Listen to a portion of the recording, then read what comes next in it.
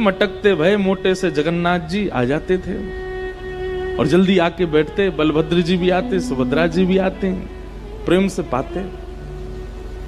एक बड़े विद्वान महात्मा गए और वो जाकर के कर्माबाई से बोले, ठाकुर जी आते हैं आपके यहां पर? बोले हाँ आते हैं सुबह। कैसे बनाती हो आप प्रसाद? बोले मैं तो ऐसे चूल्हा धर देती हूँ, उस पर मट्टी का बर्तन धर देती हूँ, ऐसे उसमें खिचड़ी चावल दाल ये सब डाल देती हूँ, ऐसा सब अपना रीति। अच्छा, तुम सुबह उठ करके पहले स्नान आदि करके नाम जप नहीं करती? कर्माबाई बोली नहीं ये सब तो नहीं करती। तिलक स्वरूप नहीं लगाती? बोले नहीं नहीं ये तो नहीं करती। अब वो महात्मा बोले ओहो ठाकुर जी आ रहे हैं, ये तुम्हारे पूर्व का कोई प्रारब्ध है, नहीं तो जिस प्रकार से तुम कर रही हो इस प्रकार से तो ठाकुर जी को नहीं आना चाहिए। कर्मा ये तेरे पूर्व जन्म का प्रारब्ध है कि ठाकुर जी आ रहे हैं, जिस दिन वो प्रारब्ध पूरा हो गया फिर नहीं आएंगे ठाकुर जी। कर्माबाई डर गई, नहीं आएंगे ठाकुर जी? बोले नहीं। बोले क्या करना पड़ेगा? तो महात्मा ने लंबी चौड़ी लिस्ट बताई।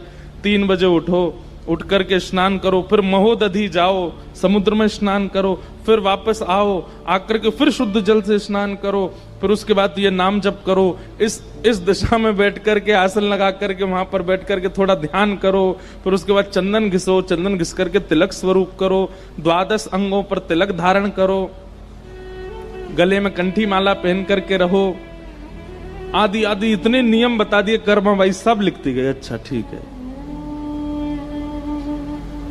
अगले दिन सुबह सुबह कर्माबाई ने नियम शुरू किया और कर्माबाई का नियम चल रहा और ठाकुर जी द्वार पे बैठे और द्वार पे बैठे बैठे कह मैया कितनी देर और लगेगी? बोले अभी रुक जाओ, अभी अभी अभी तो तिलक घिसना है, चंदन घिस रही हैं, उसके बाद फिर तिलक स्वरूप कर रही हैं, फिर उसके बाद नाम जप में बैठे। ठाकुर जी बैठे, बोले मैया दर्शन के लिए जाना है, जल्दी करो ना।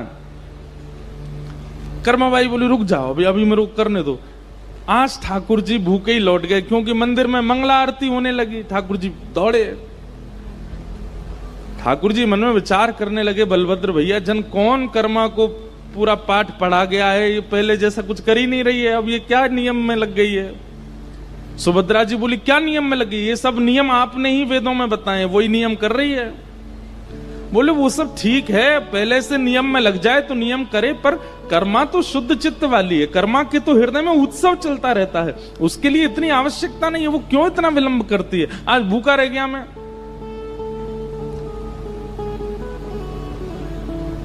अब तो रोज ठाकुर जी पहुंच जाएं और कर्मा का कोई ना कोई नियम ही रहता